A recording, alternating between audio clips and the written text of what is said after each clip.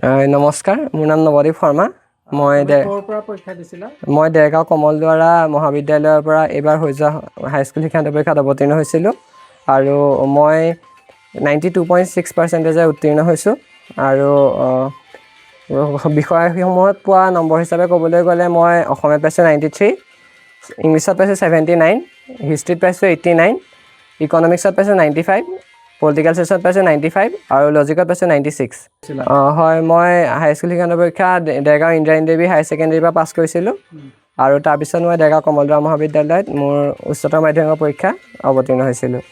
হয়, বহুত সুখী অনুভৱ হৈছে, যিহেতু দুবছৰীয়া এটি যাত্ৰা হাইস্কুল শিক্ষান্ত পৰীক্ষা ক'বলৈ গ'লে 2 বছৰ ধৰি চলাই থকা প্ৰচেষ্টাৰ অন্তত আজি ফলাফলটো আহিছে।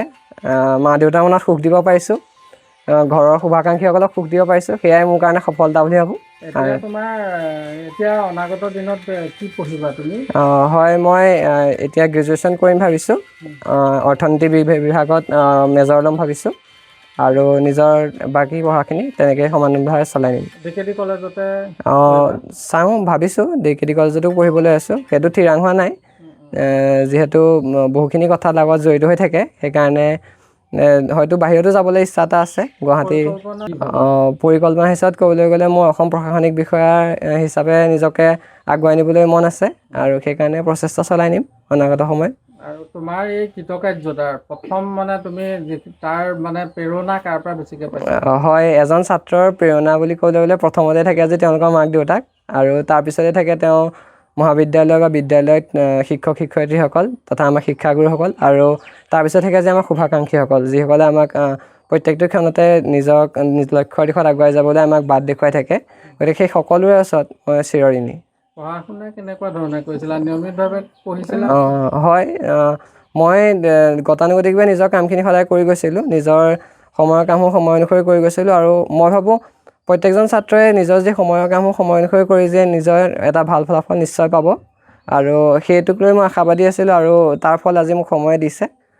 হয়, ব্যক্তিগত শিক্ষকৰ সহায় হিচাপে তেনেদৰে লোৱা নাছিলোঁ, কিন্তু ইংৰাজী বিষয়ে ধৰক মোৰ ওচৰতে এগৰাকী বা আছিলে, তেওঁ যথেষ্টখিনি মোক সহায় কৰি দিছিলে। যেনে ধৰি লওক যিকোনো কথা নুবুজিলে অকণমান বুজাই দিয়ে।